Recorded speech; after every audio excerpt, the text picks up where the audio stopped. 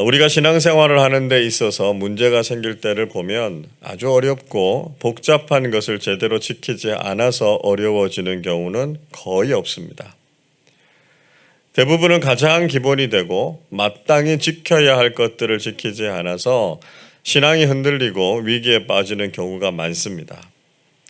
그래서 우리는 특별하고 새로운 무엇인가를 하기 위해서 애쓰는 것이 아니라 그리스도인으로서 당연히 해야 할 것들을 바르게 하는 것이 중요하다는 것이죠. 말씀과 기도 생활을 회복하고 하나님께 예배를 드리는 것을 우리의 삶의 중심에 두면 우리의 신앙생활에서는 아무런 문제가 생기지 않습니다.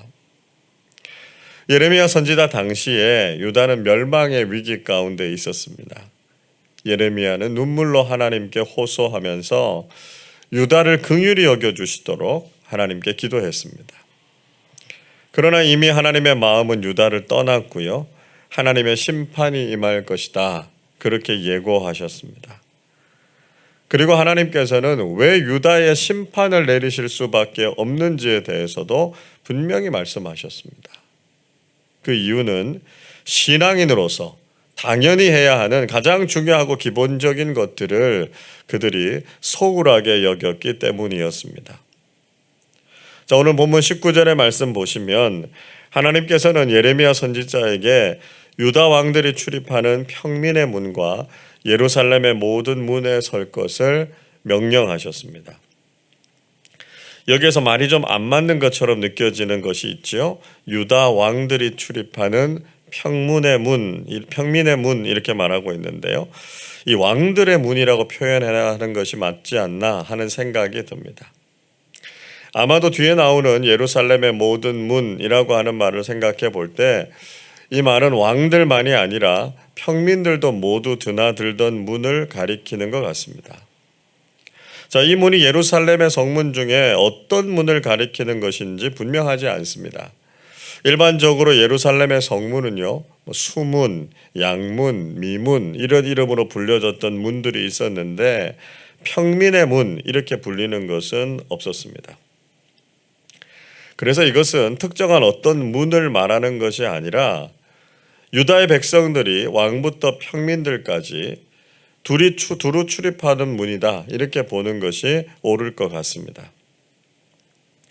20절에서 예레미야 선지자는 그 문에 서서 유다 백성들을 향해서 하나님의 말씀을 들으라 이렇게 선포했습니다.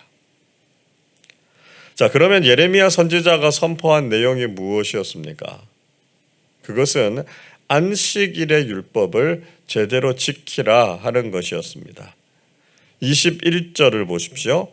여호와께서 이와 같이 말씀하시되 너희는 스스로 삼가서 안식일에 짐을 지고 예루살렘 문으로 들어오지 말며 말씀하고 있습니다. 하나님께서는 안식일에 짐을 지고 예루살렘 문으로 들어오지 말라 이렇게 말씀하셨습니다.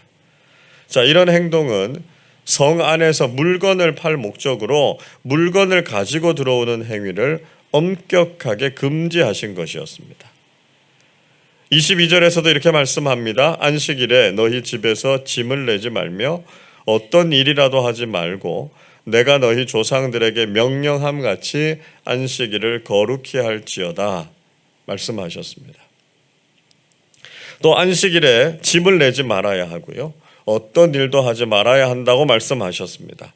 그러니까 안식일에 자신의 유익을 위해서 물건을 파는 행위나 일을 하는 행위는 안식일의 율법을 어기는 것이었습니다. 유다 백성들은 이미 하나님께서 제정하신 안식일의 율법에 대해서 잘 알고 있었습니다. 우리도 이 안식일의 율법을 알고 있지요. 출애굽기 20장 8절부터 10절까지는 이렇게 말씀합니다. 안식일을 기억하여 거룩하게 지키라. 엿새 동안은 힘써 내 모든 일을 행할 것이나 일곱째 날은 내 하나님 여호와의 안식일인즉 너나 내 아들이나 내 딸이나 내 남종이나 내 여종이나 내 가축이나 내 문 안에 머무는 객이라도 아무 일도 하지 말라 말씀하셨습니다. 하나님께서는 안식일을 기억해서 거룩하게 지키도록 하셨고요. 그 대표적인 예로 아무 일도 하지 말라고 말씀하셨습니다. 그리고 유대인들은 나름대로 이 율법을 철저하게 지키고자 미시나라고 하는 율법의 세부 조항들을 정해서 안식일에 하지 못할 일에 대해서 규정했습니다. 불을 켜거나 사용해서도 안 되고요. 일정 거리 이상을 걸어서도 안 됐고요. 추수나 타작하는 행위도 일로 규정해서 금지시켰습니다.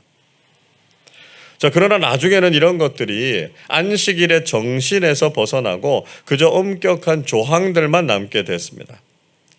안식일에 자기 자신의 유익을 위해서 일을 하거나 하나님께 예배를 드리는 것을 소홀하게 여기는 것, 분명히 큰 죄죠.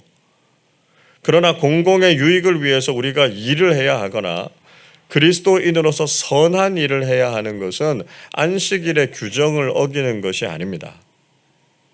그리고 무엇보다 사람의 생명과 관련된 일을 하는 것은 안식일에 일을 했다고 해서 정죄를 받을 것이 아니라는 것이죠.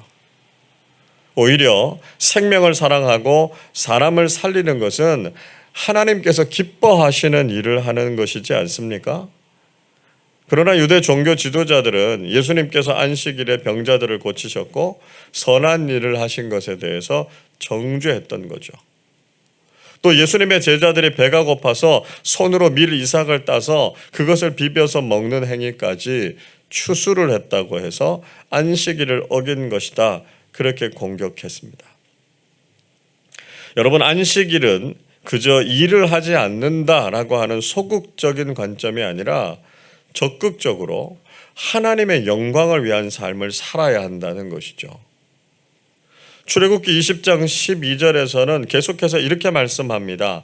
이는 엿새 동안에 나 여호와가 하늘과 땅과 바다와 그 가운데 모든 것을 만들고 일곱째 날에 쉬었음이라. 그러므로 나 여호와가 안식일을 복되게 하여 그날을 거룩하게 하였느니라 말씀하셨습니다. 하나님께서 안식일의 규정을 정하신 이유는 그날을 거룩하고 복되게 지키게 하기 위함이었습니다. 그래서 우리가 단지 안식일에 자신을 위한 일에 빠져서 안식일의 율법을 어긴 것도 회개해야 되지만 안식을 거룩하고 복되게 지키지 못한 것도 회개해야 된다라고 하는 것이죠. 우리는 주일을 소중히 여기고 하나님께 예배를 드리는 일에 집중해야 합니다. 우리 자신이 즐기기 위해서 주일을 성수하지 않거나 하나님 안에서 거룩하게 주일을 보내지 못한 것에 대해서 회개해야 하는 것이죠.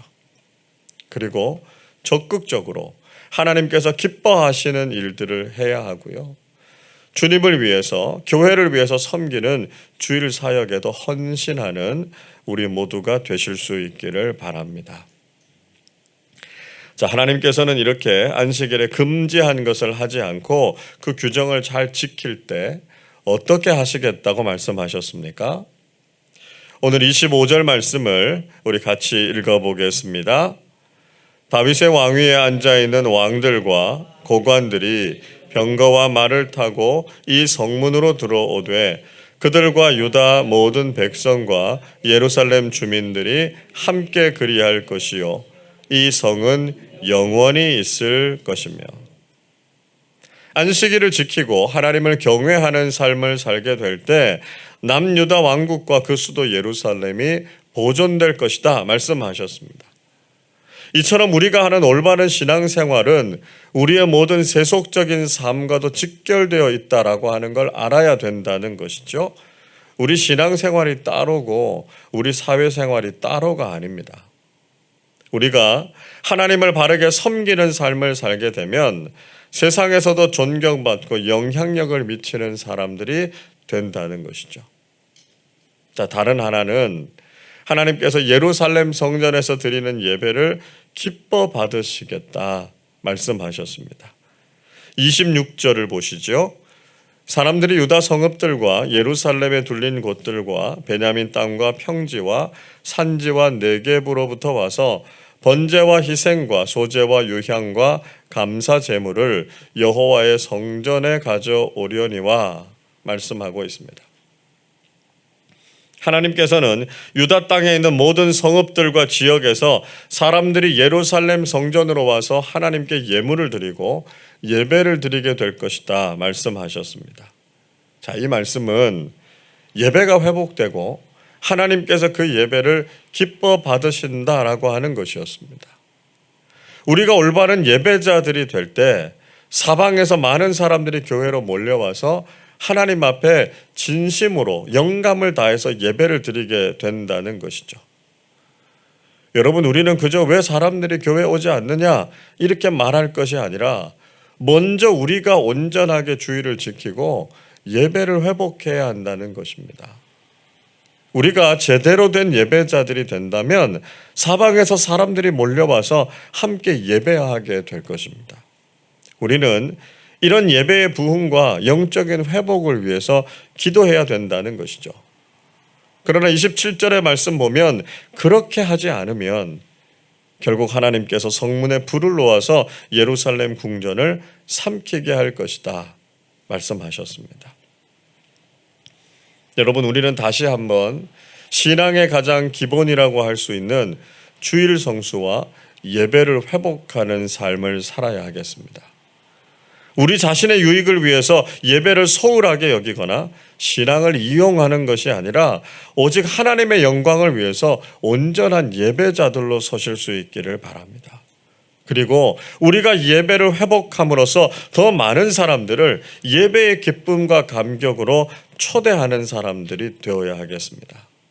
주님 앞에서 바르게 예배를 드림으로 영적인 부흥과 회복을 경험하시고 예배를 통해서 주시는 하나님의 은혜와 축복을 풍성하게 경험하시기를 주님의 이름으로 축원합니다.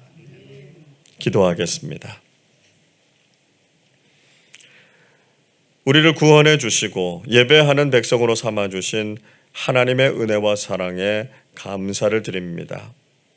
우리가 그리스도인으로서 해야 하는 가장 중요한 것이 예배임을 잊지 않게 하시고 온전한 예배로 하나님께 영광을 돌리게 해 주옵소서.